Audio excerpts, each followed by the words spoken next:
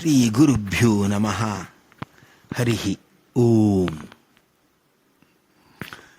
ಪಂಚೀಕರಣ ಈ ಶಬ್ದನೇ ಕೇಳಲಿಕ್ಕೆ ತುಂಬ ಸುಂದರವಾಗಿ ಇರತಕ್ಕಂಥದ್ದಾಗಿದೆ. ಇದು ಒಂದು ರಹಸ್ಯವಾದ ಉಪದೇಶ. ಇದು ಎಲ್ರಿಗೂ ಕೂಡ ಅರ್ಥವಾಗತಕ್ಕಂಥದ್ದಲ್ಲ. ಗುರುಗಳಿಂದ ನಾವು ಉಪದೇಶವನ್ನು ಪಡೆದು ಇದರ ಅಭ್ಯಾಸವನ್ನು ಮಾಡಿ ಮನನ ಮಾಡಿಕೊಂಡು ಈ ಆಟವನ್ನು ನಾವು ಆರಂಭ ಮಾಡಬೇಕು. ಇದರಲ್ಲಿ ಜಗತ್ತಿನ ಉತ್ಪತ್ತಿ ಹಾಗೂ ಲಯ ಇದರ ವಿಚಾರವನ್ನು ಅತ್ಯಂತ ತಾತ್ವಿಕವಾಗಿ, ಸಾಮಾನ್ಯವಾಗಿ ಚೌಕಾಬಾರ ಆಟವನ್ನು ಆಡುವಂತೆ ಆಡುವ ಒಂದು ಸರಳತೆ ಮತ್ತು ಲೆಕ್ಕಾಚಾರದ ರೀತಿಯಾಗಿ ಆಡುವ ಜಾಣ್ಮೆ ಇದರಲ್ಲಿ ಸೇರಿಕೊಂಡಿದೆ. ಪಂಚೀಕರಣ ಅಂದರೆ ಏನು? ಪಂಚೀಕರಣ ಅಂದರೆ ಪಂಚಪಂಚೀಕರಣ ಅನ್ನುವುದು ಇದರ ನಿಜವಾಗಿರ್ತಕ್ಕಂಥ ಮೂಲಭೂತವಾದ ಶಬ್ದ. ಪಂಚ ಅಂದರೆ 5, ಮತ್ತು ಇನ್ನೊಂದು ಎರಡನೇ ಪಂಚ ಅಂದರೆ ವಿಸ್ತಾರ. ಆದ್ದರಿಂದ ಪಂಚೀಕರಣ ಅಂದರೆ 5ರ 5 ಬಗೆಯ ವಿಸ್ತಾರ. 5ರ 5 ಬಗೆಯ ವಿಸ್ತಾರವನ್ನೇ ಒಟ್ಟಾಗಿ ನೋಡಿದಾಗ ಈ ಜಗತ್ತನ್ನು ನಾವು ಪ್ರಪಂಚ ಎಂದು ಹೇಳುತ್ತೇವೆ. ಜಗನ್ನಾಥದಾಸರಂತೂ ಪಂಚಭೇದಾತ್ಮಕ ಪ್ರಪಂಚಕ್ಕೆ ಪಂಚರೂಪಾತ್ಮಕನೇ ದೈವಕ ಪಂಚಮುಖ ಶಕ್ರಾದಿಗಳು ಕಿಂಕರರು ಶ್ರೀಹರಿಗೆ 25 ತತ್ವತರತಮ ಪಂಚಿಕೆಗಳನ್ನು ಪೇಳ್ದ ಭಾವಿ ವಿರಂಚಿ ಎನಿಪ ಶ್ರೀಮದಾನಂದ ತೀರ್ಥರ ನೆನೆವೆನನು ದಿನವು ಅಂತ ಹೇಳ್ತಾ ಇಡೀ ಜಗತ್ತು 5ರ ಒಕ್ಕೂಟ ಅಂತ ಹೇಳಿ ತಿಳಿಸ್ತಾ ಇರ್ತಕ್ಕಂಥವರಾಗಿದ್ದಾರೆ. ಹೀಗೆ ಪಂಚೀಕರಣ ಎಂದರೆ 5ರ ವಿಸ್ತಾರ. 5ರ ವಿಸ್ತಾರ ಅನ್ನುವಾಗ ಪಂಚಭೂತಗಳು, ಆ ಪಂಚಭೂತಗಳ ಒಳಗೆ ಇರುವ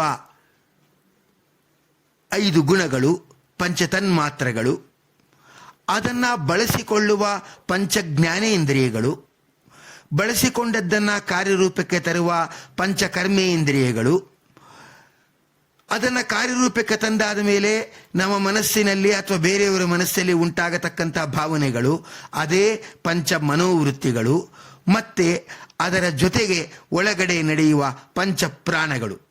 ಇವುಗಳು ಹೇಗೆ ಸೃಷ್ಟಿಸಲ್ಪಟ್ಟವು ಅನ್ನುವುದನ್ನು ಹೇಳೋದೇ ಪಂಚೀಕರಣ. ಪಂಚೀಕರಣದ ಆರಂಭವೇ ಸೃಷ್ಟಿ ಪ್ರಕ್ರಿಯೆ ಯಾವ ರೀತಿಯಾಗಿ ವಿಸ್ತಾರವಾಗಿ ಆಯಿತು ಅಂತ ಹೇಳೋದು. ಸೃಷ್ಟಿ ಪ್ರಕ್ರಿಯೆ ಯಾವ ರೀತಿಯಾಗಿ ಆಯಿತು ಅಂದರೆ, ಬ್ರಹ್ಮನ ಕಲ್ಪದ ಏನು ಪ್ರಳಯ ಆಗ್ತಾ ಇರತಕ್ಕಂಥದ್ದಾಗಿದೆ, ಈ ಪ್ರಳಯ ಜಲದಿಯಲ್ಲಿ ಭಗವಂತ, ಇನ್ನೂ ಪ್ರಳಯ ಕಾಲ ನಡೀತಾ ಇದೆ, ಆಗ ಭಗವಂತ ಮಲಗಿರ್ತಕ್ಕಂಥವನಾಗಿದ್ದಾನೆ, ಸಣ್ಣ ಮಗುವಾಗಿ ಮಲಗಿರ್ತಕ್ಕಂಥವನಾಗಿದ್ದಾನೆ. ಆಗ ಬಾಯಲ್ಲಿ ನಾವು ಸಣ್ಣ ಮಗುವಾಗಿ ಮಲಗಿದ್ದಾನೆ ಅಂತ ಹೇಳಿದರೂ ಕೂಡ ಅವನ ಒಂದು ಪರಿಮಾಣ 7 ಕೋಟಿ ಗಾವುದದ ಚಿಕ್ಕ ಬಾಲಕನಾಗಿರ್ತಾನೆ. ಚಿಕ್ಕ ಮಗುವಾಗಿ ಮಲಗಿರ್ತಾನೆ, ಆದರೆ ಅದರ ಪರಿಮಾಣವೇ 7 ಕೋಟಿ ಗಾವುದ ಆ ಮಗುವಿನ ಶರೀರ ಇರತಕ್ಕಂಥದ್ದಾಗಿದೆ. ಇನ್ನು ಎಲೆಯ ಮೇಲೆ ಮಲಗಿರ್ತಾನೆ, ಮಗುವಿಗಿಂತ ತೊಟ್ಲು ದೊಡ್ಡದಿರಲೇಬೇಕು. ಹಾಗೆ ಆ ಮಗುವಾಗಿರುವ ಭಗವಂತನಿಗೆ ತೊಟ್ಟಿಲಂತೆ ಇರತಕ್ಕಂಥ ಏನು ಆಲದ ಎಲೆ ಇದೆ, ಅದು 50 ಕೋಟಿ ಗಾವುದ ಪರಿಮಿತವಾಗಿ ಇರತಕ್ಕಂಥದ್ದಾಗಿದೆ. ಅಲ್ಲಿ ಭಗವಂತ ಯೋಗ ನಿದ್ರೆಗೆ ಒಳಗಾಗಿರ್ತಾನೆ. ಯಾವುದೇ ವ್ಯಾಪಾರವನ್ನೂ ಮಾಡುವುದಿಲ್ಲ, ಅಂದರೆ ಸೃಷ್ಟಿಯ ವ್ಯಾಪಾರವನ್ನು ಇನ್ನೂ ಆರಂಭಿಸಿರುವುದಿಲ್ಲ. ಆದ್ದರಿಂದ ವ್ಯಾಪಾರ ಶೂನ್ಯನಾದ ಭಗವಂತನಿಗೆ ಆಗ ಶೂನ್ಯ ಎಂಬ ಹೆಸರನ್ನು ಇಡ್ತಕ್ಕಂಥವರಾಗುತ್ತಾರೆ. ಇನ್ನೇನು ಪ್ರಳಯ ಕಾಲ ಮುಗಿದು ಸೃಷ್ಟಿಯಾಗಬೇಕು, ಅದಕ್ಕೆ 12.5 ವರ್ಷ ಬಾಕಿ ಇರತಕ್ಕಂಥದ್ದಾಗಿದೆ. ಆಗ ಭಗವಂತ ಇನ್ನು ಸೃಷ್ಟಿ ಪ್ರಕ್ರಿಯೆಗಾಗಿ ತಾನು ತೊಡಗಬೇಕು ಅಂತ ತಿಳಿದುಕೊಂಡು ಅಂಬ್ರಣಿ ದೇವಿಗೆ ನನ್ನನ್ನು ಕುರಿತು ಸ್ತೋತ್ರ ಮಾಡು ಅಂತ ಹೇಳ್ತಾನೆ. ಆಗ ಅಂಬ್ರಣಿಯು ಜಯ ಜಯ ಎಂದು ಹೇಳತಕ್ಕಂಥ ಶ್ರುತಿಗೀತೆಯಿಂದ ಸ್ತೋತ್ರ ಮಾಡ್ತಾಳೆ. ಆಗ ಭಗವಂತ ತಾನು ಅನೇಕ ರೂಪಗಳಿಂದ ಪ್ರಾದುರ್ಭಾವನಾಗುತ್ತಾನೆ. ಮತ್ತೆ ಇನ್ನು ಸೃಷ್ಟಿ ಎಲ್ಲ ಜರುಗಬೇಕಾದರೆ ಕಗ್ಗತ್ತಲ್ಲಿ ಏನೂ ಕಾಣಿಸದೆ ಮುಗ್ಗರಿಸುವ ಪ್ರಸಂಗ ಬರಬಾರದು. ಅದಕ್ಕಾಗಿ ಆ ತಮಸ್ಸನ್ನು ತಾನೇ ನುಂಗುತ್ತಾ ಇರತಕ್ಕಂಥವನಾಗುತ್ತಾನೆ. ಆ ವಟಪತ್ರ ಏನಿದೆ ಅದು ಭೂದೇವಿಯ ಒಳಗೆ ಹೋಗಿ ಸೇರಿಕೊಳ್ತಕ್ಕಂಥದ್ದಾಗುತ್ತದೆ. ಜಲವು ಶ್ರೀದೇವಿ ಒಳಗಡೆ ಹೋಗಿ ಸೇರಿಕೊಳ್ತಕ್ಕಂಥದ್ದಾಗುತ್ತದೆ. ಈಗ ಭಗವಂತ ಅಂದರೆ ಎಲ್ಲ ವ್ಯಾಪಾರ ಶೂನ್ಯನಾಗಿ ಶೂನ್ಯ ಎಂಬ ಹೆಸರುಳ್ಳಂಥ ಭಗವಂತ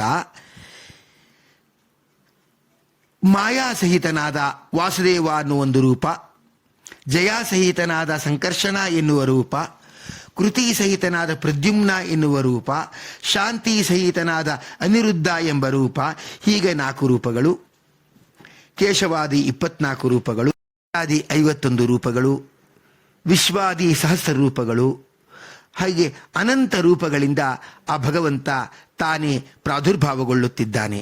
ಇದನ್ನು ಆತ್ಮಸೃಷ್ಟಿ ಎನ್ನುತ್ತಾರೆ. ಆ ಭಗವಂತನಂತೆ ಭಗವಂತನ ಒಡತಿಯಾದ ಲಕ್ಷ್ಮೀದೇವಿಯು ಕೂಡ ಅನೇಕ ರೂಪಗಳನ್ನು ಭಗವಂತನ ಇಚ್ಛೆಯಂತೆ, ಅಂದರೆ ಭಗವಂತನ ಇಚ್ಛಾಧೀನವಾಗಿ ತಾಳುತ್ತಾಳೆ. ಆದ್ದರಿಂದ ಅದನ್ನು ಪರಾಧೀನ ವಿಶೇಷ ಅವಾಪ್ತಿ ಎಂದು ಹೇಳುತ್ತಾರೆ. ಹೀಗೆ ತ್ರಿಗುಣ ಪ್ರಕೃತಿ ಕಾರ್ಯವಾದ ಬ್ರಹ್ಮಾಂಡ ಹಾಗೂ ಜೀವರ ಸ್ಥೂಲ ದೇಹಗಳ ಸೃಷ್ಟಿಯೇ ಕೇವಲ ಸೃಷ್ಟಿ ಎನಿಸುತ್ತದೆ.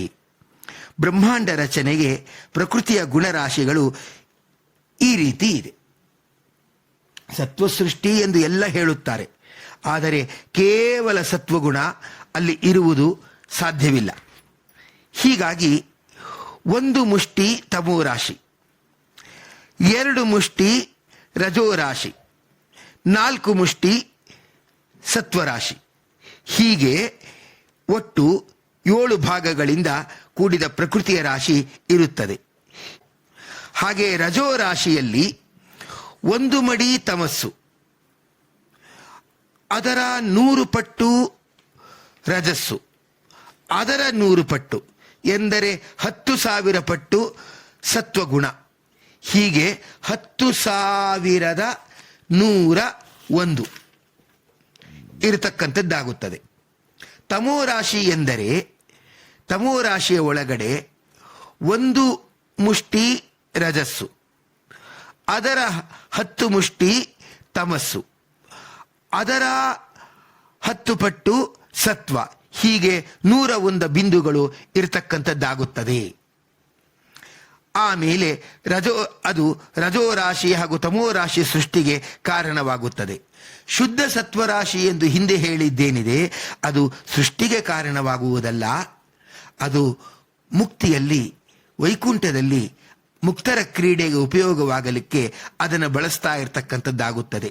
ಹೀಗೆ ಇದರಿಂದ ತಾಮಸರಾದ ದೈತ್ಯಾದಿಗಳು ನಿತ್ಯ ತಮಸ್ಸೆಯಲ್ಲಿರ್ತಕ್ಕಂಥ ಅವರಿಗೆ ಶುದ್ಧ ತಮೋ ಏನು ಇರತಕ್ಕಂಥದ್ದಾಗಿದೆ ಅಂತಹ ತಮೋಯಾತನ ಶರೀರಕ್ಕೆ ಕಾರಣವಾಗ್ತಾ ಇರತಕ್ಕಂಥದ್ದಾಗುತ್ತದೆ.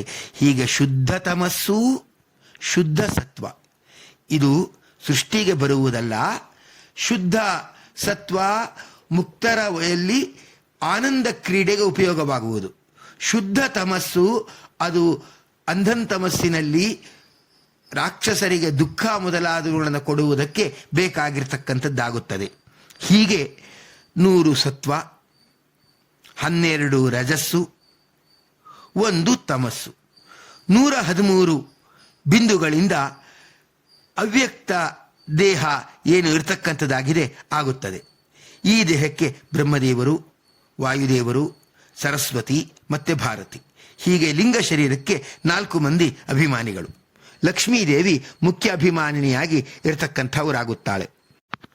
ಮಹತ್ತತ್ವ ಈಗ ಗುಣಸಾಮ್ಯವೆಂಬ ಪ್ರಳಯದೊಳಗೆ ಮಹತ್ತತ್ವ ಹೇಗೆ ಆಗುತ್ತದೆ ಅಂದರೆ 13 ಅಂಶಗಳಿಂದ ಮಹತ್ತತ್ವ ಆಗುತ್ತದೆ. ಅದು ಗುಣಸಾಮ್ಯ ಪ್ರಳಯದೊಳಗೆ ರಜೋರಾಶಿಯಲ್ಲಿ ಬಂದಂಥ 11 ಭಾಗ, ತಮೋ ರಾಶಿಯಲ್ಲಿ ಬಂದ 1 ಭಾಗ, ಮೂಲ ತಮಸ್ಸಿನಿಂದ ಬಂದ 1 ಭಾಗ, ಒಟ್ಟು 13 ಸೇರಿ ಮಹತ್ತತ್ವ ಹುಟ್ಟಿತು ಅಂತ ಪ್ರಾಜ್ಞರ ಅಭಿಪ್ರಾಯ. ಇನ್ನು ಗುಣವೈಷಮ್ಯ ಎಂಬ ಸೃಷ್ಟಿಯೊಳಗೆ ರಜೋರಾಶಿಯಲ್ಲಿ ಬಂದ 3 ಭಾಗ, ತಮೋ ರಾಶಿಯಲ್ಲಿ ಬಂದ 1 ಭಾಗ, ಈ 4 ಸೇರಿ ಮಹತ್ತತ್ವ ಏನಿದೆ ಮಹತ್ತತ್ವದ ಆವಿರ್ಭಾವವಾಯಿತು ಅಂತ ಹೇಳಿ ತಿಳಿಸ್ತಾ ಇರ್ತಕ್ಕಂಥವರಾಗ್ತಾರೆ. ಈ ಮಹತ್ತತ್ವದ ಒಳಗಡೆ 1200 ಹೆಚ್ಚು ಸತ್ವ, 12 ರಜಸ್ಸು, 10 ಕಡಿಮೆ 1ರಷ್ಟು ತಮಸ್ಸು, ಇವಿಷ್ಟು ಸೇರಿ ಸಾಕ್ಷಾತ್ತಾಗಿ ಬ್ರಹ್ಮದೇವರ ದೇಹ ನಿರ್ಮಾಣ ಆಗಿದೆ. 1200 ಹೆಚ್ಚು ಸತ್ವ ಅಂದಮೇಲೆ ಇದು ಏನಾಯಿತು? ಸತ್ವ ಪ್ರಚುರವಾದ ದೇಹ ಆಯಿತು. ಅದಕ್ಕೆ ಹರಿಕಥಾಮೃತಸಾರದಲ್ಲಿ ಜಗನ್ನಾಥದಾಸರು ಸತ್ವ ಸತ್ವ ಮಹಾಸು ಸೂಕ್ಷ್ಮವು ಸತ್ವ ಸತ್ವಾತ್ಮಕ ಕಳೆಯವರ ಸತ್ಯಲೋಕಾಧಿಪನಿಗ ಅತ್ಯಲ್ಪವು 2 ಗುಣ ಅಂತ ಹೇಳ್ತಾ ಈ ರೀತಿಯಾಗಿ ಹೇಳ್ತಾ ಇರ್ತಕ್ಕಂಥವರಾಗಿದ್ದಾರೆ. ಮತ್ತೆ ಮಹತ್ತತ್ವದೊಳಗಡೆ ಲಕ್ಷ್ಮೀನಾರಾಯಣ ದೇವರು ಪ್ರವೇಶ ಮಾಡ್ತಾ ಇರುವಾಗ ಮಹತ್ತತ್ವದಲ್ಲಿ ಪರಿಪಾಕವಾಯಿತು. ಆಗ ಗರುಡ, ಶೇಷ, ರುದ್ರ ಇವರ ಅಧಿಷ್ಠಾನವೂ ಸೇರಿಕೊಂಡು ಇದರಿಂದಾಗಿ ಅಹಂಕಾರ ತತ್ವದ ಆವಿರ್ಭಾವ ಆಯಿತು ಅಂತ ನಾವು ತಿಳ್ಕೊಳ್ಬೇಕು. 1,12,110 ಬಿಂದುಗಳಿಂದ ಅನಿರುದ್ಧ ಶರೀರದ ನಿರ್ಮಾಣವಾಗುತ್ತದೆ. ಇದರಲ್ಲಿ ಅಹಂಕಾರ ತತ್ವವೂ ಸೇರಿಕೊಂಡಿರುತ್ತದೆ. ಇದು 3 ಬಗೆ: ವೈಕಾರಿಕ, ತೈಜಸ ಹಾಗೂ ತಾಮಸ ಅಹಂಕಾರ ಎಂದು. ವೈಕಾರಿಕದಿಂದ ದೇವತೆಗಳ ದೇಹ, ಮನುಷ್ಯರ ಮನಸ್ಸು ಉತ್ಪತ್ತಿಯಾಗುತ್ತದೆ. ಇದಕ್ಕೆ ಬ್ರಹ್ಮಪುತ್ರರಾದ ರುದ್ರದೇವರೇ ಅಭಿಮಾನಿಯಾಗಿ ಇರತಕ್ಕಂಥವರಾಗಿದ್ದಾರೆ. ತೈಜಸ ಅಹಂಕಾರದಿಂದ ಪಂಚ ಜ್ಞಾನೇಂದ್ರಿಯಗಳು, ಪಂಚಕರ್ಮೇಂದ್ರಿಯಗಳು ಉತ್ಪತ್ತಿಯಾಗುತ್ತವೆ. ಇದಕ್ಕೆ ವಾಯುದೇವರ ಪುತ್ರರಾದ ರುದ್ರರೇ ಅಭಿಮಾನಿ ಎನಿಸಿದ್ದಾರೆ.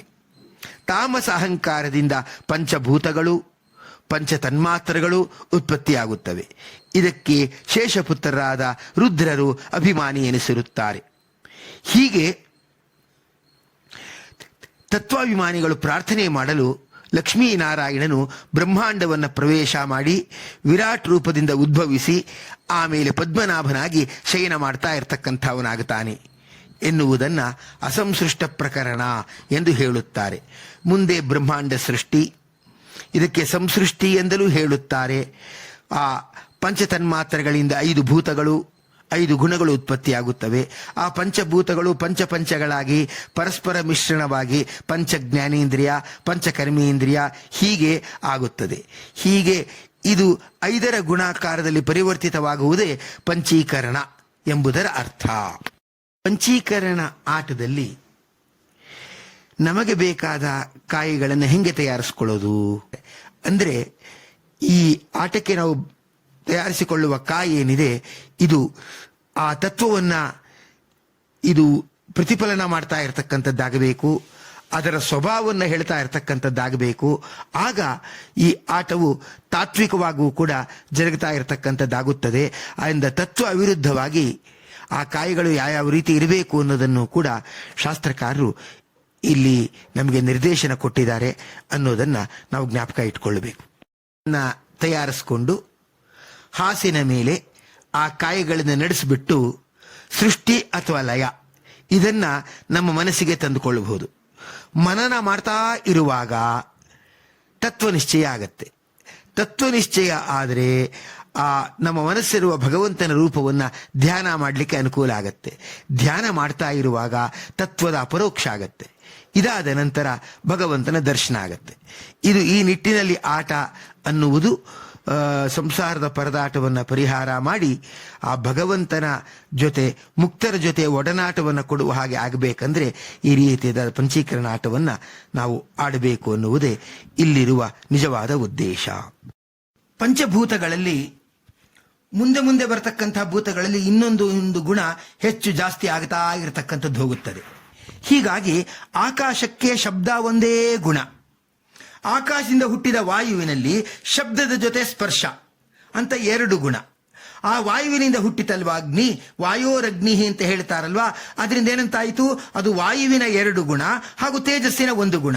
ಅಂದ್ರೆ ವಾಯುವಿನ 2 ಗುಣವಾದ ಶಬ್ದ ಸ್ಪರ್ಶ ಹಾಗೂ ತೇಜಸ್ಸಿನ ಗುಣವಾಗಿರ್ತಕ್ಕಂಥ ರೂಪ ಇದನ್ನು ಪಡೆದಿರತಕ್ಕಂಥದ್ದಾಗಿದೆ. ಹಾಗೆ ಅಪ್ಪಿಗೆ ಈ ಎಲ್ಲದರ ಜೊತೆ ರಸ ಎಂಬ ಇನ್ನೊಂದು ಗುಣ ಸೇರ್ಕೊಳ್ಳುತ್ತೆ. ಶಬ್ದ, ಸ್ಪರ್ಶ, ರೂಪ, ರಸ ಅಂತ 4 ಗುಣ. ಇದರಿಂದ ಹುಟ್ಟಿದ್ದು ಪೃಥ್ವಿ. ಆದ್ರಿಂದ ಪೃಥ್ವಿಗೆ ಶಬ್ದವನ್ನು ಸೇರಿಸಿಕೊಂಡು 5 ಗುಣಗಳು ಕೂಡ ಇರತಕ್ಕಂಥದ್ದಾಗುತ್ತದೆ. ಅಂದ್ರೆ ಗಂಧ, ರೂಪ, ರಸ, ಸ್ಪರ್ಶ ಹೀಗೆ ಇರತಕ್ಕಂಥದ್ದಾಗುತ್ತದೆ ಅಂಥೇಳಿ ತಿಳಿಸ್ತಾ ಇರ್ತಕ್ಕಂಥವರಾಗಿದ್ದಾರೆ. ಮತ್ತೆ ಇವುಗಳ ಗುಣಗಳು ಏನೇನಿದೆ, ನಾಮ, ವರ್ಣ, ಮುಖ, ಶಕ್ತಿ, ರೂಪ, ಸ್ವಭಾವ, ಇವುಗಳನ್ನೆಲ್ಲ ನೀವು ಏನು ಪಟ್ಟಿ ಮಾಡಿದ್ದಾರೆ ಆ ಪಟ್ಟಿಯನ್ನು ನೋಡಿ ಚೆನ್ನಾಗಿ ಸ್ಫುಟವಾಗಿ ತಿಳಿದುಕೊಳ್ಳಬಹುದು.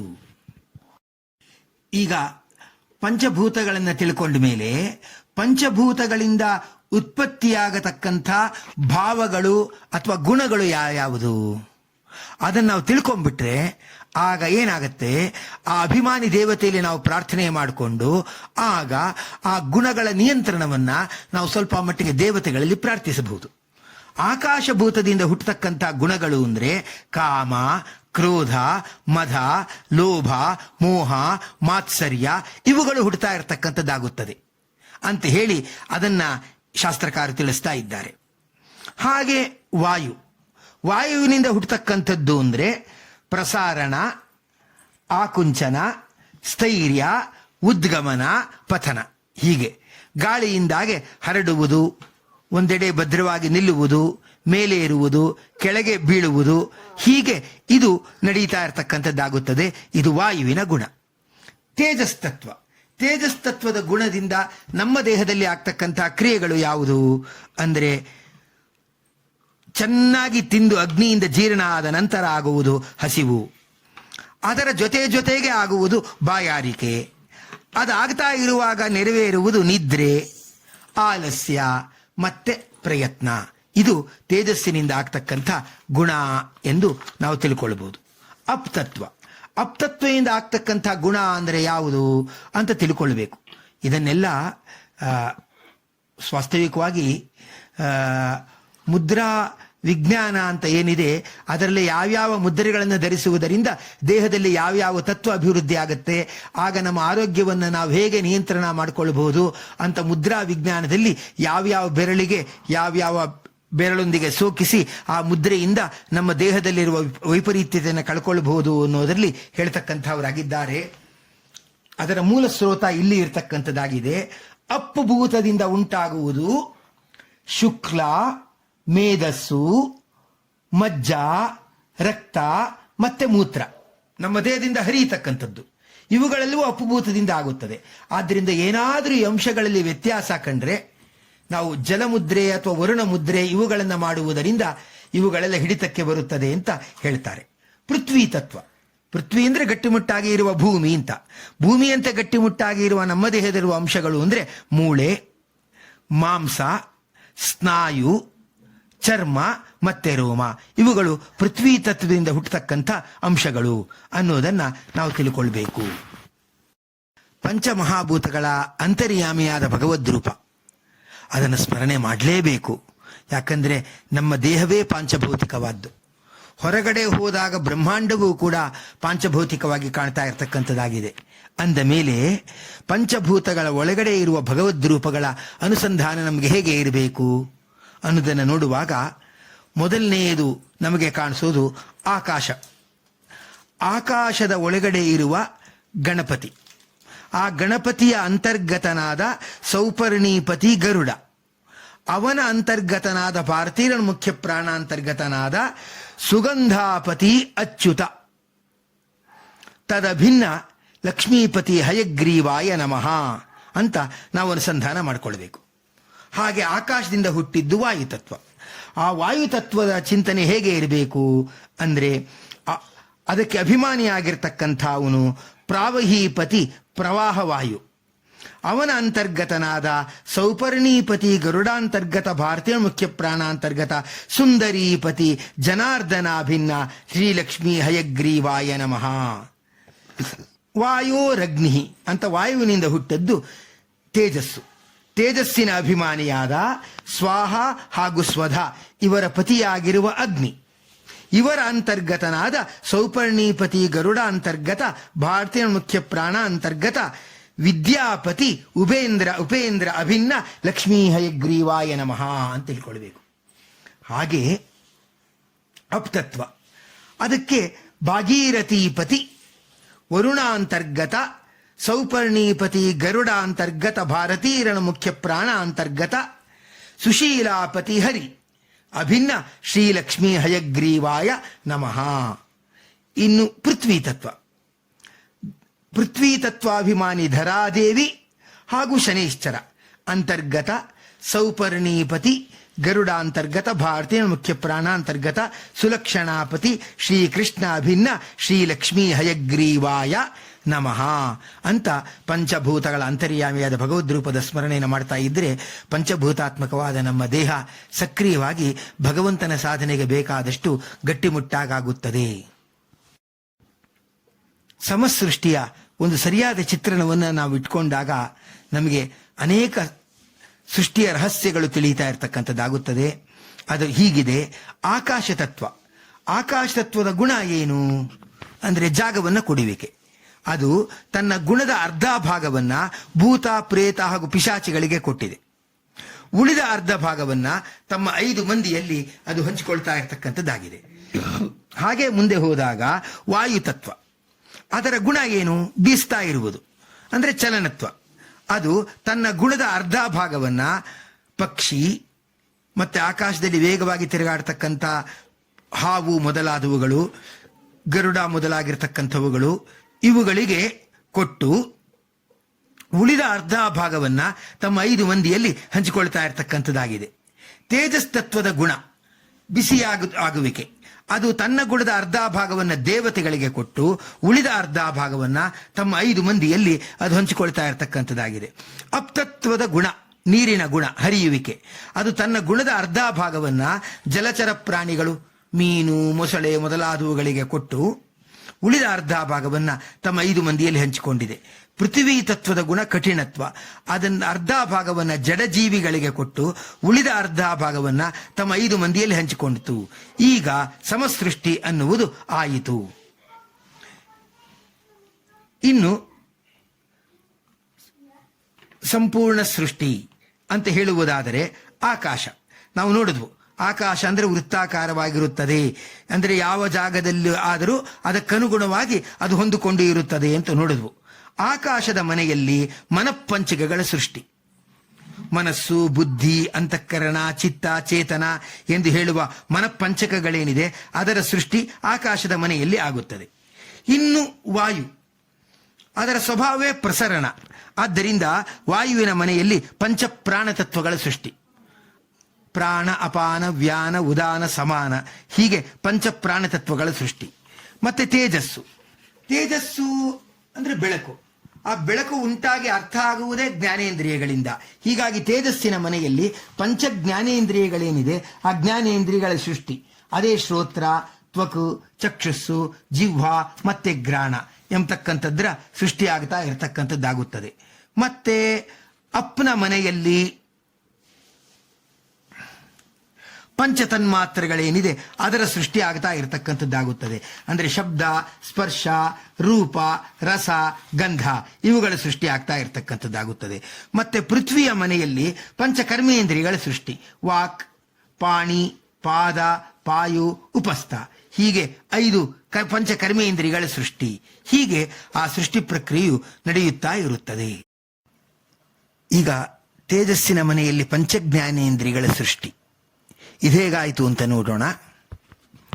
ಆಕಾಶಭೂತದಲ್ಲಿ ಇರುವ ಏನು ತೇಜಸ್ಸಿದೆ ಇದು ಆಕಾಶದ ಗುಣವನ್ನು ತೆಗೆದುಕೊಂಡು ತೇಜಸ್ಸಿನ ಮನೆಗೆ ಬಂತು. ಆಗ ಶ್ರೋತ್ರೇಂದ್ರಿಯವು ಹುಟ್ಟಿತು. ವಾಯುಭೂತದಲ್ಲಿ ಇದ್ದಂಥ ತೇಜಸ್ಸು ಏನಿದೆ ಅದು ವಾಯುವಿನ ಗುಣವನ್ನು ತೆಗೆದುಕೊಂಡು ತೇಜಸ್ಸಿನ ಮನೆಗೆ ಬಂತು. ಆದ್ದರಿಂದ ಸ್ಪರ್ಶ ಜ್ಞಾನವುಳ್ಳ ತ್ವಗಿಂದ್ರಿಯವು ಹುಟ್ಟಿತು. ಸ್ವತಃ ತೇಜಸ್ಸು ತಾನೇ ಚಕ್ಷುರಿಂದ್ರಿಯ ಅಂತ ಅನ್ನಿಸ್ಕೊಳ್ತು. ಅಪ್ಪುಭೂತದಲ್ಲಿ ಇದ್ದಂಥ ತೇಜಸ್ಸು ಅಪ್ಪನ ಒದ್ದೆ ಮಾಡುವ ಗುಣ ಏನಿದೆ ಅದನ್ನು ತೆಗೆದುಕೊಂಡು ತೇಜಸ್ಸಿನ ಮನೆಗೆ ಬಂದಿದ್ದರಿಂದ ನಾಲಿಗೆ ಎಂಬ ಇಂದ್ರಿಯ, ಜಿಹ್ವೇಂದ್ರಿಯವು ಹುಟ್ಟಿತು. ಪೃಥ್ವೀಭೂತದಲ್ಲಿ ಇದ್ದಂಥ ತೇಜಸ್ಸು ಆ ಪೃಥ್ವಿ ಭಾಗವನ್ನು ತೆಗೆದುಕೊಂಡು ತನ್ನ ಮನೆಗೆ ಬರುತ್ತಾ ಇರುವಾಗ ಗ್ರಾಣೇಂದ್ರಿಯ ಏನಿದೆ ಅದು ಹುಟ್ಟಿತು. ಹೀಗೆ ತೇಜಸ್ಸಿನ ಮನೆಯಲ್ಲಿ ಪಂಚಜ್ಞಾನೇಂದ್ರಿಯಗಳ ಸೃಷ್ಟಿ ಅಂತ ನಾವು ತಿಳ್ಕೊಳ್ಬೋದು. ಹಾಗೆ ಪೃಥ್ವಿಯ ಮನೆಯಲ್ಲಿ ಪಂಚಕರ್ಮೇಂದ್ರಿಯಗಳ ಸೃಷ್ಟಿಯಾಗಿದೆ. ಹೇಗೆ?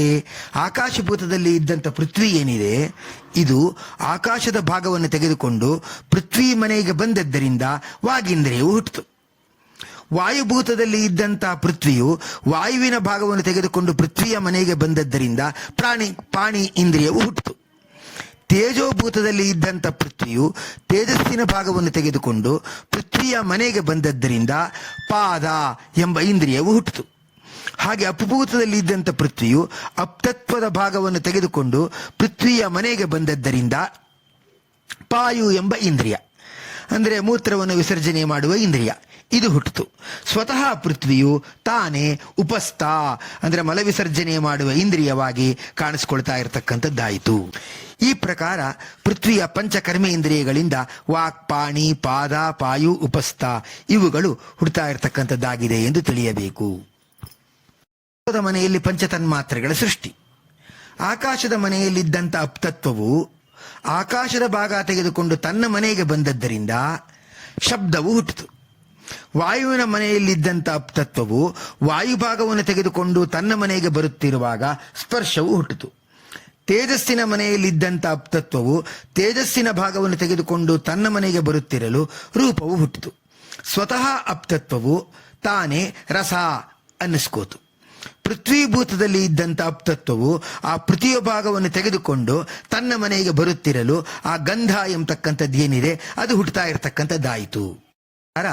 ಅಪ್ತತ್ವದಿಂದ ಪಂಚತನ್ಮಾತ್ರೆಗಳಾದ ಶಬ್ದ, ಸ್ಪರ್ಶ, ರೂಪ, ರಸ, ಗಂಧಗಳು ಹುಟ್ಟದು. ಇನ್ನು ಮುಂದೆ ವಾಯುವಿನ ಮನೆಯಲ್ಲಿ ಪಂಚಪ್ರಾಣಗಳ ಸೃಷ್ಟಿ ಹೇಗಾಯಿತು? ಆಕಾಶಭೂತದಲ್ಲಿ ಇದ್ದಂಥ ವಾಯುವು ಆಕಾಶದ ಭಾಗವನ್ನು ತೆಗೆದುಕೊಂಡು ತನ್ನ ಮನೆಗೆ ಬಂದದ್ದರಿಂದ ಸಮಾನ ವಾಯುವು ಹುಟ್ಟಿತು. ಸ್ವತಃ ವಾಯುವು ಉದಾನ ಎನಿಸಿತು. ತೇಜೋಭೂತದಲ್ಲಿದ್ದಂಥ ವಾಯುವು ತೇಜಸ್ಸಿನ ಭಾಗವನ್ನು ತೆಗೆದುಕೊಂಡು ತನ್ನ ಮನೆಗೆ ಬರುತ್ತಿರಲು ವ್ಯಾನ ವಾಯುವು ಹುಟ್ಟಿತು. ಅಪ್ಪಭೂತದಲ್ಲಿದ್ದಂಥ ವಾಯು ಅಪ್ತತ್ವದ ಭಾಗವನ್ನು ತೆಗೆದುಕೊಂಡು ತನ್ನ ಮನೆಗೆ ಬಂದದ್ದರಿಂದ ಅಪಾನ ವಾಯುವು ಹುಟ್ಟಿತು. ಪೃಥ್ವೀಭೂತದಲ್ಲಿದ್ದಂಥ ವಾಯುವು ಆ ಪೃಥ್ವಿಯ ಭಾಗವನ್ನು ತೆಗೆದುಕೊಂಡು ತನ್ನ ಮನೆಗೆ ಬರುತ್ತಿರಲು ಪ್ರಾಣ ಎಂಬ ವಾಯುವು ಹುಟ್ಟಿತು. ಹೀಗೆ ವಾಯುವಿನ ಮನೆಯಲ್ಲಿ ಪಂಚಪ್ರಾಣಗಳ ಸಮಾನ ಉದಾನ, ವ್ಯಾನ, ಅಪಾನ, ಪ್ರಾಣ ಇವುಗಳು ಹುಡ್ತಾ ಇರತಕ್ಕಂಥದ್ದಾಗಿದೆ ಎಂದು ತಿಳಿಯಬೇಕು. ಇನ್ನು ಕೊನೆಯದಾಗಿ ಆಕಾಶ.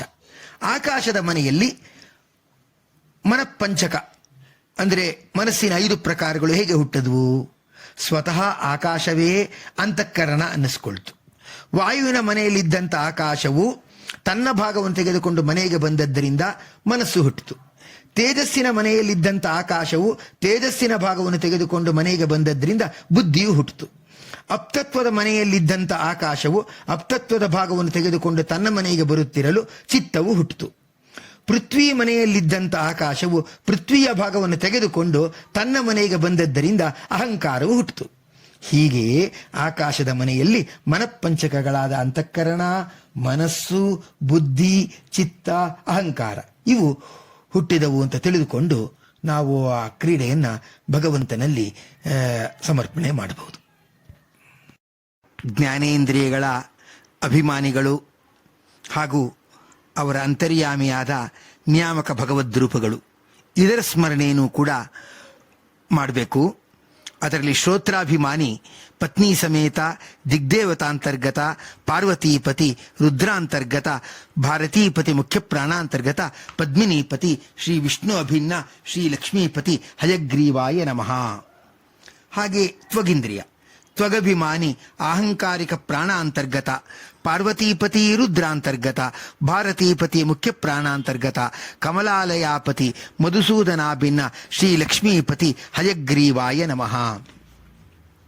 ಚಕ್ಷುರಭಿಮಾನಿ ಸಂಜ್ಞಾಪತಿ ಸೂರ್ಯಾಂತರ್ಗತ ಪಾರ್ವತೀಪತಿ ರುದ್ರಾಂತರ್ಗತ ಭಾರತೀಪತಿ ಮುಖ್ಯ ಪ್ರಾಣಾಂತರ್ಗತ ಶ್ರೀ ರಮಾಪತಿ ತ್ರಿವಿಕ್ರಮಾಭಿನ್ನ ಶ್ರೀ ಲಕ್ಷ್ಮೀಪತಿ ಹಯಗ್ರೀವಾಯ ನಮಃ. ಇನ್ನು ಜಿಹ್ವೆಗೆ ಅಭಿಮಾನಿ ಭಾಗೀರಥೀಪತಿ ವರುಣಾಂತರ್ಗತ ಪಾರ್ವತೀಪತಿ ರುದ್ರಾಂತರ್ಗತ ಭಾರತೀಪತಿ ಮುಖ್ಯ ಪ್ರಾಣಾಂತರ್ಗತ ವೃಷಾಕಪೀಪತಿ ವಾಮನಾಭಿನ್ನ ಶ್ರೀ ಲಕ್ಷ್ಮೀಪತಿ ಹಯಗ್ರೀವಾಯ ನಮಃ.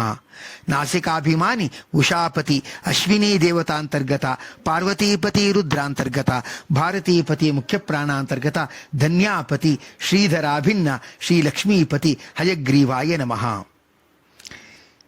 ಮತ್ತೆ ಪಂಚಕರ್ಮೇಂದ್ರಿಯಗಳ ಅಭಿಮಾನಿಗಳು ತದಂತರ್ನಿಯಾಮಕವಾದ ಭಗವದ್ರೂಪಗಳ ಸ್ಮರಣೆ.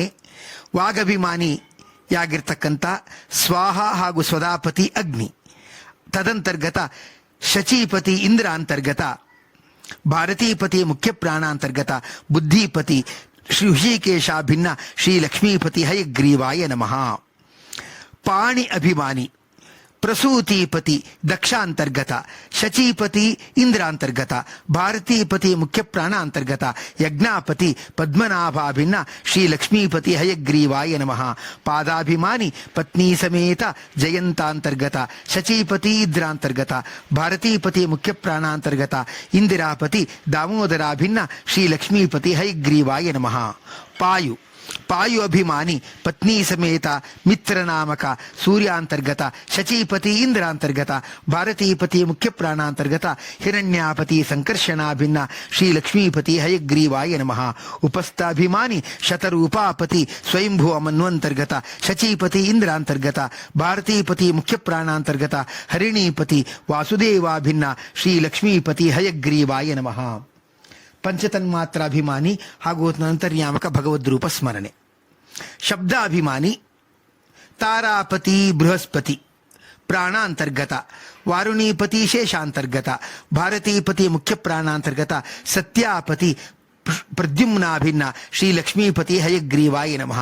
ಸ್ಪರ್ಶಾಭಿಮಾನಿ ಅಪಾನವಾಯುವಂತರ್ಗತ, ವಾರುಣೀಪತಿ ಶೇಷಾಂತರ್ಗತ, ಭಾರತೀಪತಿ ಮುಖ್ಯ ಪ್ರಾಣಾಂತರ್ಗತ, ನಿತ್ಯಾಪತಿ ಅನಿರುದ್ಧಾಭಿನ್ನ ಶ್ರೀ ಲಕ್ಷ್ಮೀಪತಿ ಹಯಗ್ರೀವಾಯ ನಮಃ. ರೂಪಾಭಿಮಾನಿ ವ್ಯಾನವಾಯುವಂತರ್ಗತ, ವಾರುಣೀಪತಿ ಶೇಷಾಂತರ್ಗತ, ಭಾರತೀಪತಿ ಮುಖ್ಯ ಪ್ರಾಣಾಂತರ್ಗತ, ಆನಂದಾಪತಿ ಪುರುಷೋತ್ತಮಾಭಿನ್ನ ಶ್ರೀ ಲಕ್ಷ್ಮೀಪತಿ ಹಯಗ್ರೀವಾಯ ನಮಃ. ರಸಾಭಿಮಾನಿ ಉದಾನವಾಯುವಂತರ್ಗತ, ವಾರುಣೀಪತಿ ಶೇಷಾಂತರ್ಗತ, ಭಾರತೀಪತಿ ಮುಖ್ಯ ಪ್ರಾಣಾಂತರ್ಗತ, ಪ್ರಜ್ಞಾಪತಿ ಅಧೋಕ್ಷಜಾಭಿನ್ನ ಶ್ರೀ ಲಕ್ಷ್ಮೀಪತಿ ಹಯಗ್ರೀವಾಯ ನಮಃ. ಗಂಧಾಭಿಮಾನಿ ಸಮಾನವಾಯುವಂತರ್ಗತ, ವಾರುಣೀಪತಿ ಶೇಷಾಂತರ್ಗತ, ಭಾರತೀಪತಿ ಮುಖ್ಯ ಪ್ರಾಣಾಂತರ್ಗತ, ಸುಖಾಪತಿ ನಾರಸಿಂಹಾಭಿನ್ನ ಶ್ರೀ ಲಕ್ಷ್ಮೀಪತಿ ಹಯಗ್ರೀವಾಯ ನಮಃ.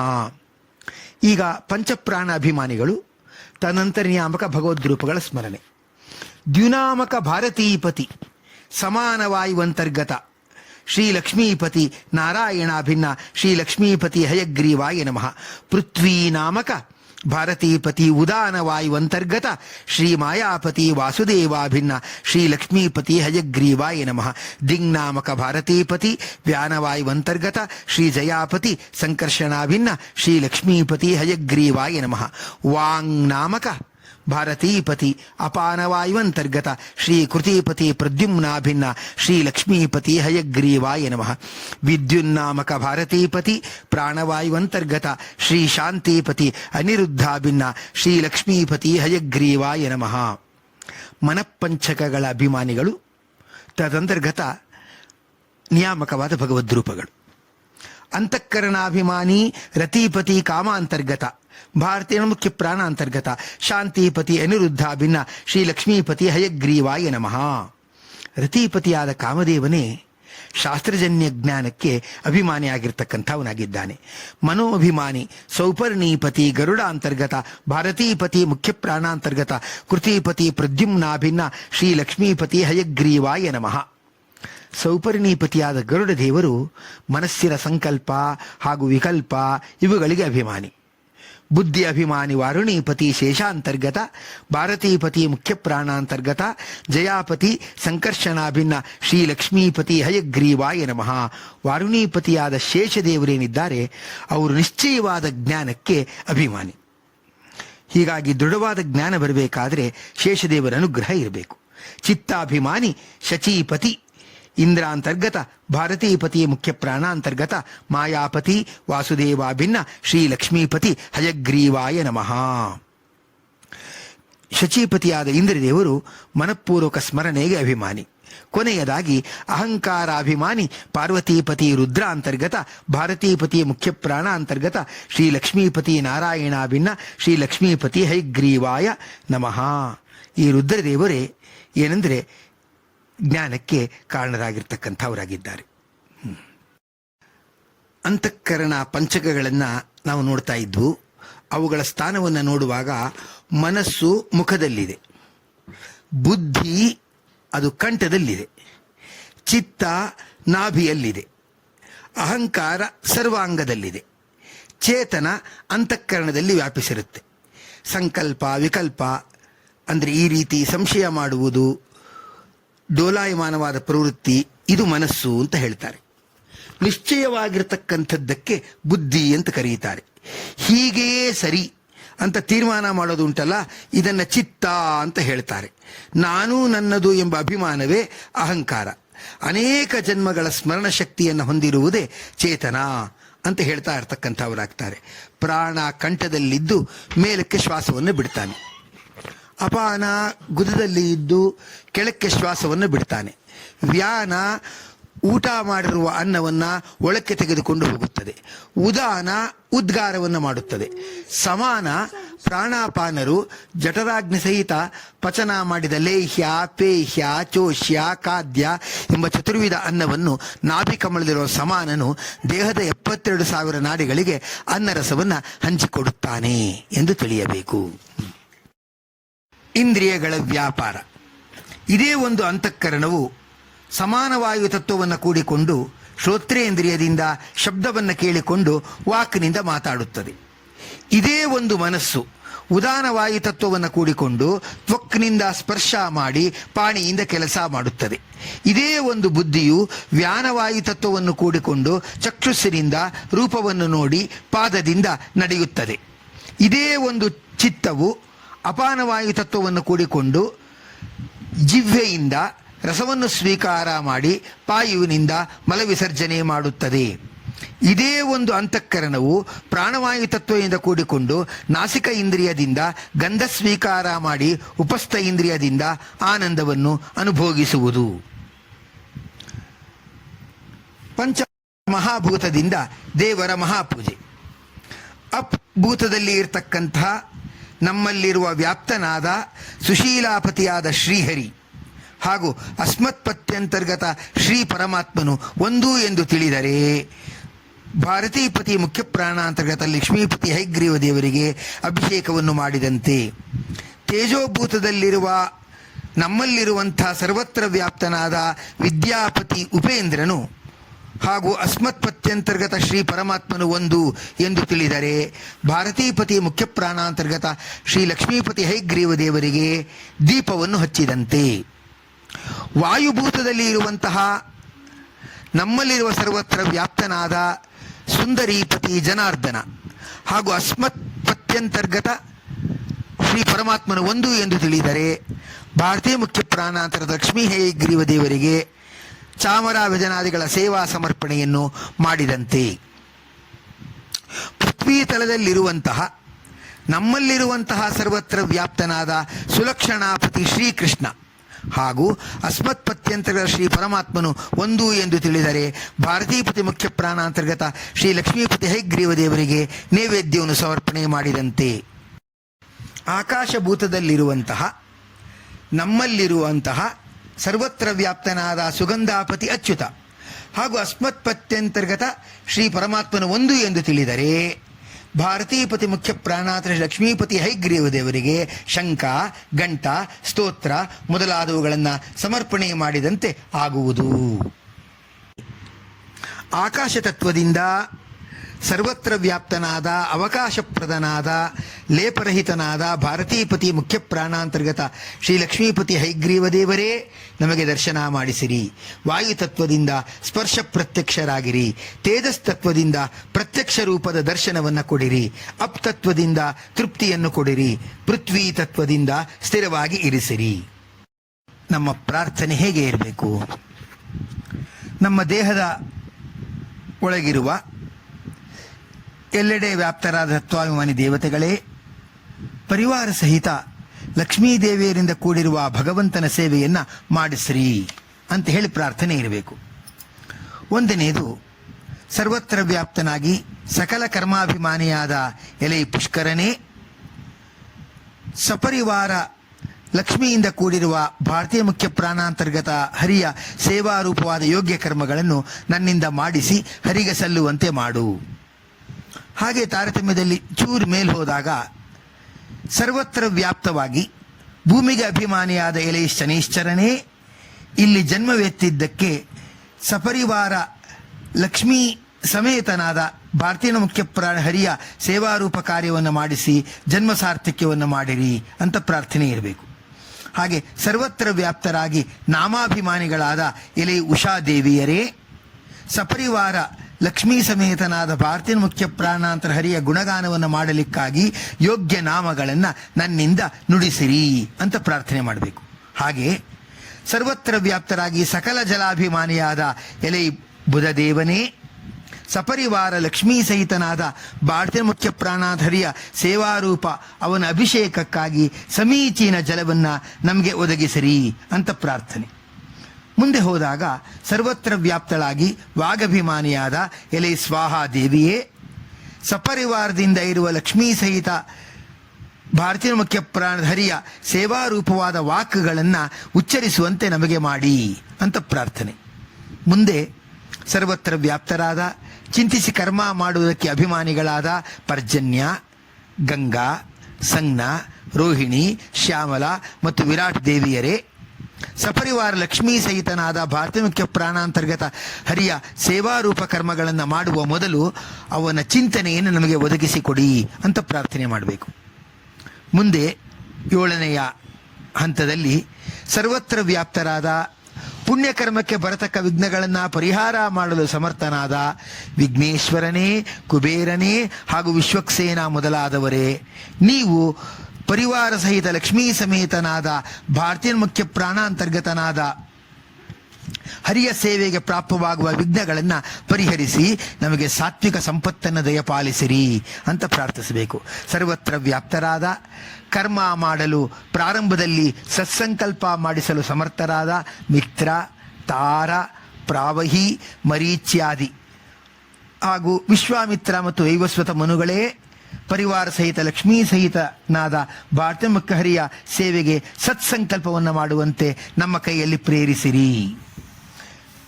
ಸರ್ವತ್ರ ವ್ಯಾಪ್ತರಾದ ಅಸ್ಥಿರ ಸ್ಮೃತಿ ರೂಪ ಚಿತ್ತಕ್ಕೆ ಅಭಿಮಾನಿಗಳಾದ ಭೃಗು, ಅಗ್ನಿ, ಪ್ರಸೂತಿಗಳೇ, ಪರಿವಾರ ಸಹಿತ ಲಕ್ಷ್ಮೀ ಸಮೇತನಾದ ಭಾರತೀಯ ಮುಖ್ಯ ಪ್ರಾಣಾಂತರ್ಗತ ಶ್ರೀಹರಿಯ ಧ್ಯಾನಕ್ಕೆ ಅನುಕೂಲರಾಗಿ ನನ್ನ ಅಸ್ಥಿರ ಸ್ಮೃತಿ ರೂಪ ಚಿತ್ತಾಖ್ಯ ಇಂದ್ರಿಯವನ್ನು ಸರಿಪಡಿಸಿರಿ. ಸರ್ವತ್ರ ವ್ಯಾಪ್ತರಾದ ಹರಿಗುಣಗಾನ ನಿಪುಣರಾದ ಹೇ ನಾರದರೇ, ಪರಿವಾರ ಸಹಿತ ಲಕ್ಷ್ಮೀ ಸಹಿತನಾದ ಭಾರತೀಯ ಮುಖ್ಯ ಹರಿಯ ಗುಣಗಾನವನ್ನು ನನ್ನಿಂದಲೂ ಮಾಡಿಸಿರಿ. ಸರ್ವತ್ರ ವ್ಯಾಪ್ತರಾದ ಧ್ಯಾನಕ್ಕೆ ಅಭಿಮಾನಿಯಾದ ಎಲೆ ವರುಣದೇವನೇ, ಪರಿವಾರ ಸಹಿತ ಲಕ್ಷ್ಮೀ ಸಹಿತನಾದ ಭಾರತೀಯ ಮುಖ್ಯ ಹರಿಯ ಧ್ಯಾನಕ್ಕೆ ಅನುಕೂಲರಾಗಿ ಸತ್ಯ ಮತ್ತು ಅನೃತಗಳ ವಿವೇಕವನ್ನು ನಮಗೆ ಕೊಡಿರಿ. 12ನೇ ಹಂತದಲ್ಲಿ ಸರ್ವತ್ರ ವ್ಯಾಪ್ತರಾದ ವಿಜ್ಞಾನಕ್ಕೂ ಹಾಗೂ ಸತ್ಯದ ವಿವೇಚನೆಗೂ ಅಭಿಮಾನಿಗಳಾದ ಚಂದ್ರ, ಸೂರ್ಯ, ಯಮ, ಶತರೂಪ ದೇವಿಯರೇ, ಪರಿವಾರಿಸಿದ ಲಕ್ಷ್ಮೀ ಸಹಿತನಾದ ಭಾರತೀಯ ಮುಖ್ಯ ಅಂತರ್ಗತನಾದ ಹರಿಯ ಸೇವೆಗೆ ಅನುಕೂಲ ಮಾಡಿಕೊಡಿ.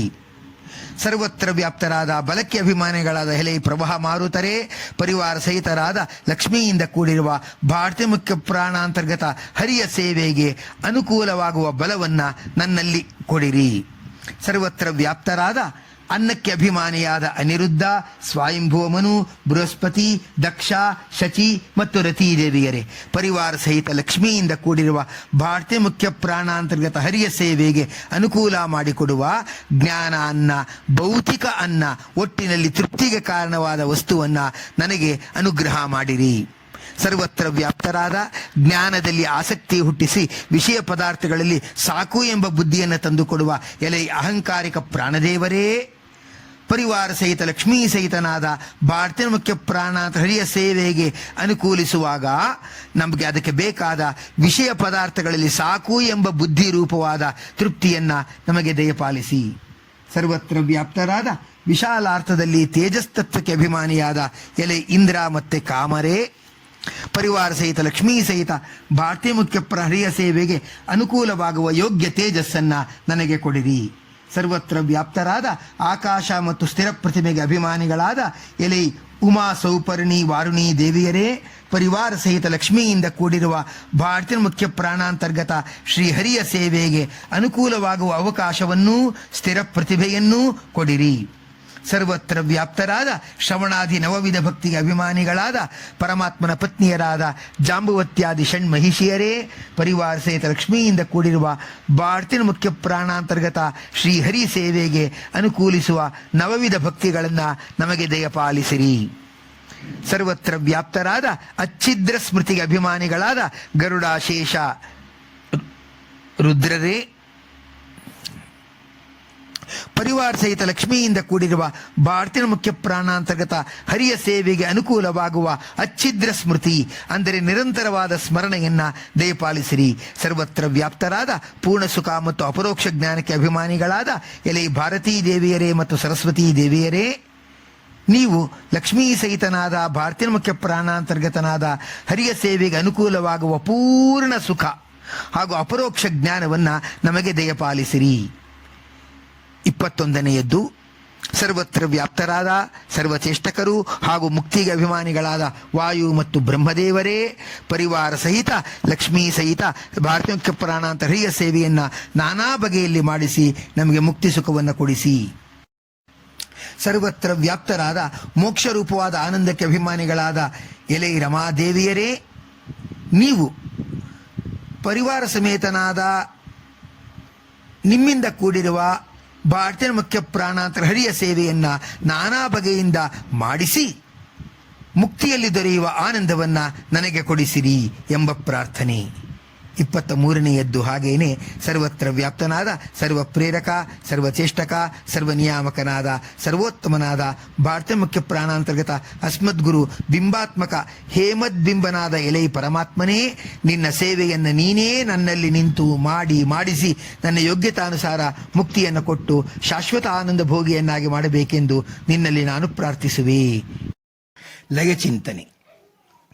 ಪಂಚಜ್ಞಾನೇಂದ್ರಿಯಗಳ ಲಯ ಅದು ತೇಜಸ್ಸಿನ ಮನೆಯಲ್ಲಿ ಯಾವ ರೀತಿಯಾಗಿ ಆಗತ್ತೆ ಎನ್ನುವುದನ್ನು ನಾವು ನೋಡೋಣ. ಶ್ರೋತ್ರದೊಳಗೆ ಇದ್ದ ಆಕಾಶ ಅದು ತೇಜಸ್ಸಿನ ಮನೆಯನ್ನು ಬಿಟ್ಟು ತನ್ನ ಮನೆಗೆ ತಾನು ಬರಲು ಆ ಶ್ರೋತ್ರೇಂದ್ರಿಯವು ತೇಜಸ್ಸಿನಲ್ಲಿ ಲಯವನ್ನು ಹೊಂದುತ್ತದೆ. ಆ ತ್ವಕ್ನೊಳಗೆ ಇದ್ದಂಥ ವಾಯು ಅದು ತೇಜಸ್ಸಿನ ಮನೆಯನ್ನು ಬಿಟ್ಟು ತನ್ನ ಮನೆಗೆ ಬರುತ್ತಿರಲು ಆ ತ್ವಗೀಂದ್ರಿಯವು ತೇಜಸ್ಸಿನಲ್ಲಿ ಲಯವನ್ನು ಹೊಂದುತ್ತದೆ. ಚಕ್ಷುಸ್ಸಿನಲ್ಲಿ ಇದ್ದಂಥ ತೇಜಸ್ಸು ತನ್ನಲ್ಲೇ ಲಯವನ್ನು ಹೊಂದುತ್ತದೆ. ಜಿಹ್ವೆಯೊಳಗೆ ಇದ್ದಂಥ ಅಪ್ತತ್ವವು ತೇಜಸ್ಸಿನ ಮನೆಯನ್ನು ಬಿಟ್ಟು ತನ್ನ ಮನೆಗೆ ಬರುತ್ತಿರಲು ಆ ಜಿಹ್ವೇಂದ್ರಿಯವು ತೇಜಸ್ಸಿನಲ್ಲಿ ಲಯವನ್ನು ಹೊಂದುತ್ತದೆ. ಕೊನೆಗೆ ನಾಸಿಕದೊಳಗೆ ಇದ್ದಂಥ ಪೃಥ್ವಿಯು ತೇಜಸ್ಸಿನ ಮನೆಯನ್ನು ಬಿಟ್ಟು ತನ್ನ ಮನೆಗೆ ಬರುತ್ತಿರಲು ಘ್ರಾಣೇಂದ್ರಿಯವು ತೇಜಸ್ಸಿನಲ್ಲಿ ಲಯವನ್ನು ಹೊಂದುತ್ತದೆ. ಈ ಪ್ರಕಾರವಾಗಿ ತೇಜಸ್ಸಿನ ಮನೆಯಲ್ಲಿ ಪಂಚಜ್ಞಾನೇಂದ್ರಿಯಗಳಾದ ಶ್ರೋತ್ರ, ತ್ವಕ್, ಚಕ್ಷುಸ್ಸು, ಜಿಹ್ವೆ ಹಾಗೂ ಘ್ರಾಣೇಂದ್ರಿಯಗಳು ತೇಜಸ್ತತ್ವದಲ್ಲಿ ಲಯವನ್ನು ಹೊಂದಿದವು. ಪಂಚಕರ್ಮೇಂದ್ರಿಯಗಳ ಲಯ ಇದು ಎಲ್ಲವೂ ಕೂಡ ಪೃಥ್ವಿ ಮನೆಯಲ್ಲಿ ಸಾಕ್ತಕ್ಕಂಥದ್ದು. ಅದು ಹೇಗೆ ಅಂತ ನಾವು ನೋಡೋಣ.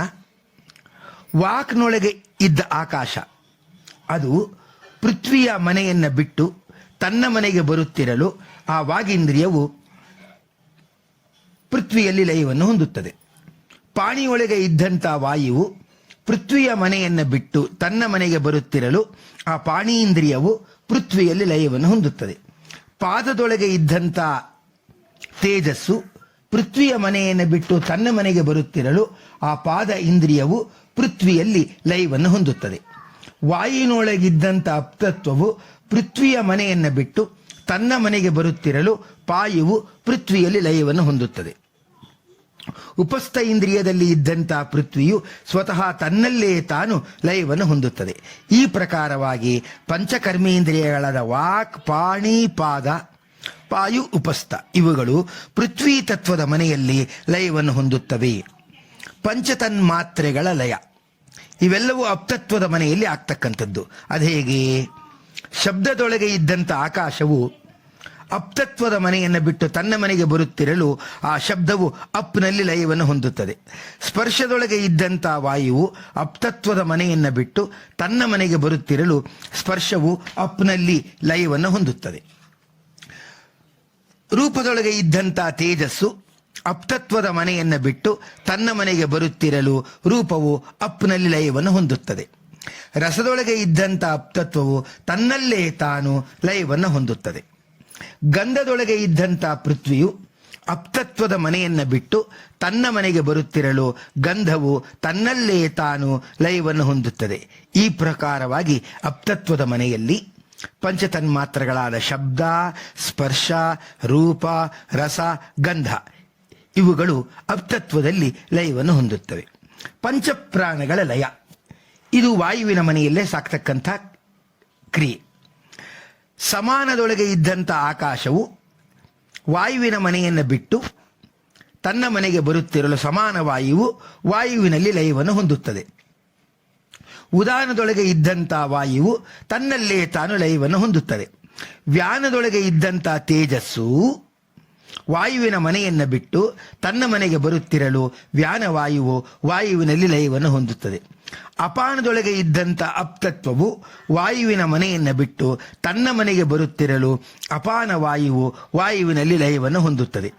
ಪ್ರಾಣದೊಳಗೆ ಇದ್ದಂಥ ಪೃಥ್ವಿಯು ವಾಯುವಿನ ಮನೆಯನ್ನು ಬಿಟ್ಟು ತನ್ನ ಮನೆಗೆ ಬರುತ್ತಿರಲು ಪ್ರಾಣವಾಯುವು ವಾಯುವಿನಲ್ಲಿ ಲಯವನ್ನು ಹೊಂದುತ್ತದೆ.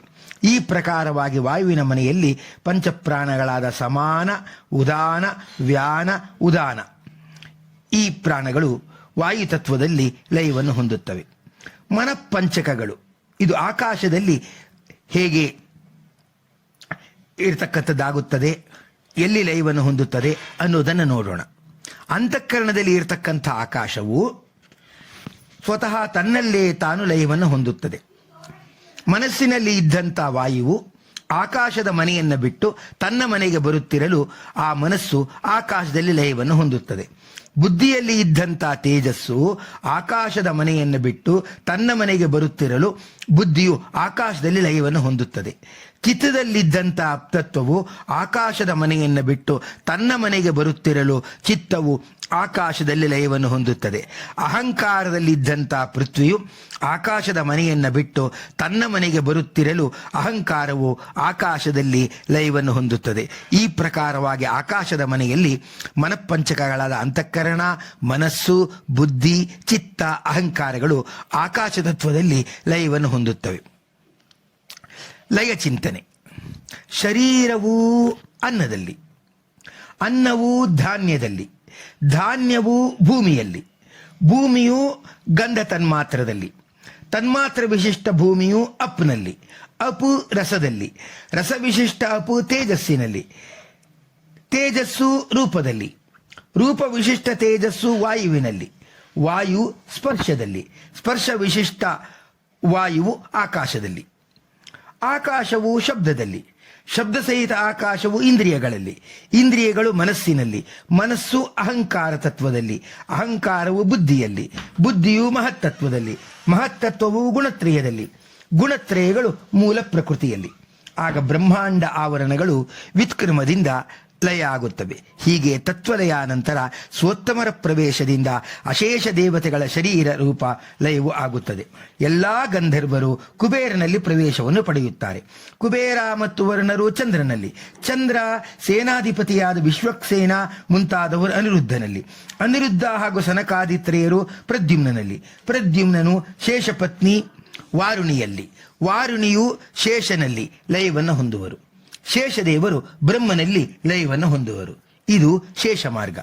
ಅಗ್ನಿಗೆ ಸೂರ್ಯನಲ್ಲಿ ಲಯ, ಸೂರ್ಯ ಆಕಾಶ ಪೃಥ್ವಿಗಳಿಗೆ ಬೃಹಸ್ಪತಿಯಲ್ಲಿ ಲಯ, ಭೃಗು ಮುಂತಾದವರು ದಕ್ಷನನ್ನು ಸೇರುತ್ತಾರೆ. ನಿವೃತ್ತಿಯು ಯಮದೇವರನ್ನ, ಯಮದೇವರು ವೈವಸ್ವತಮನು, ಪ್ರಿಯವ್ರತ ಮೊದಲಾದ ಚಕ್ರವರ್ತಿಗಳು ಸ್ವಯಂಭುವಮನುವನ್ನು ಪ್ರವೇಶ ಮಾಡುತ್ತಾರೆ. ಸ್ವಯಂಭುವಮನು, ಬೃಹಸ್ಪತಿ, ದಕ್ಷ, ಮರುದ್ಗಣ ಇವರುಗಳು ಇಂದ್ರದೇವರನ್ನ, ಇಂದ್ರದೇವರು ಗರುಡನ ಪತ್ನಿಯಾದ ಸೌಪರ್ಣಿಯನ್ನ, ಸೌಪರ್ಣಿಯು ಗರುಡನನ್ನು ಸೇರುತ್ತಾರೆ. ಗರುಡನಿಗೆ ಬ್ರಹ್ಮದೇವರಲ್ಲಿ ಲಯ ಆಗುತ್ತದೆ. ಇದು ಗರುಡ ಮಾರ್ಗ. ಆ ಬ್ರಹ್ಮದೇವರು ಎಲ್ಲಾ ದೇವತೆಗಳ ಜೊತೆಯೇ ರಮಾದ್ವಾರ ಪರಮಾತ್ಮನನ್ನು ಸೇರುತ್ತಾರೆ. ರಾಮಕೃಷ್ಣಾದಿ ಅವತಾರ ರೂಪಗಳು ಮೂಲ ರೂಪಿಯಾದ ಪದ್ಮನಾಭನಲ್ಲಿ ಸೇರುತ್ತದೆ. ಶ್ರೀ ಮಧ್ವಾಚಾರ್ಯರ ಸಂತತಿಗೆ ಬಂದು ಶ್ರೀಹರಿಯ ನೈವೇದ್ಯ, ವೈಶ್ಯದೇವ, ಬಲಿಹರಣ, ಹಸ್ತೋದಕ ಇವು ನಿತ್ಯ ಸಿಗುವಂತೆ ಮಾಡಿಸರಿ ಎಂದು ನಾವು ಆ ದೇವತೆಗಳಲ್ಲಿ ಪ್ರಾರ್ಥನೆ ಮಾಡ್ತಾ ಇರಬೇಕು. ಪಾಪವೆಲ್ಲ ನಾಶ ಆದ ಮೇಲೆ ಆಕಾಶಗಂಗಾಕ್ಕೆ ಹೋಗಿ ಅಲ್ಲಿ ಸ್ನಾನವನ್ನು ಮಾಡಿ ಅನಂತರ ಬ್ರಹ್ಮಲೋಕಕ್ಕೆ ಹೋಗಿ ಆಮೇಲೆ ಸರಸ್ವತಿಪತಿ ಬ್ರಹ್ಮದೇವರ ಸಾಧನೆ 100 ವರ್ಷ ಆಗುವ ತನಕ ಅಂದರೆ ಪರಕಾಲ ಮುಗಿಯುವ ತನಕ ಅಲ್ಲೇ ಇದ್ದು ತಾರಕ ಬ್ರಹ್ಮದೇವರ ಕೈಯಲ್ಲಿ ಉಪದೇಶ ತೆಗೆದುಕೊಂಡು ಲಕ್ಷ್ಮೀ ಸ್ವರೂಪಳಾದ ವಿರಜಾ ನದಿಯಲ್ಲಿ ಸ್ನಾನವನ್ನು ಮಾಡಿ ಲಿಂಗದೇಹ ಭಂಗವಾಗಿ ಅನಂತಾಸನಕ್ಕೆ ಹೋಗಿ ವಾಸುದೇವ ಮೂರ್ತಿಯ ದರ್ಶನವನ್ನು ತೆಗೆದುಕೊಂಡು ಮುಕ್ತರನ್ನು ಕೂಡಿಕೊಂಡು ಮುಕ್ತಿಗೆ ಹೋಗುವಂತಹ ಏನು ಈ ಎಲ್ಲ ಆಟ ಇದೆ, ಇದು ವಾದಿರಾಜರು ಮಾಡಿರತಕ್ಕಂಥ ಜಗತ್ತಿಗೆ ತೋರಿಸಿದ ಆಟ. ಇದು ಇಲ್ಲಿಗೆ ಸಂಪೂರ್ಣವಾಯಿತು ಅಂತ ಹೇಳಿ ತಿಳಿದುಕೊಳ್ಳಬೇಕು. ಎಲ್ಲರೂ ಕೂಡ ಈ ರೀತಿ ಮಾಡ್ತಾ ಅಸ್ಮತ್ ಪತ್ಯಂತರ್ಗತ ಗುರು ಅಂತರ್ಗತ ಭಾರತೀಯ ಮುಖ್ಯ ಪ್ರಾಣಾಂತರ್ಗತ ಲಕ್ಷ್ಮೀಪತಿ ಹೈಗ್ರೀವಾರ್ಪಣಮಸ್ತು ಎಂದು ಸ್ತ್ರೀಯರು ಚಿಂತಿಸತಕ್ಕದ್ದು. ಅಚ್ಯುತಾಯ ನಮಃ, ಅನಂತಾಯ ನಮಃ, ಗೋವಿಂದಾಯ ನಮಃ. ಅಚ್ಯುತ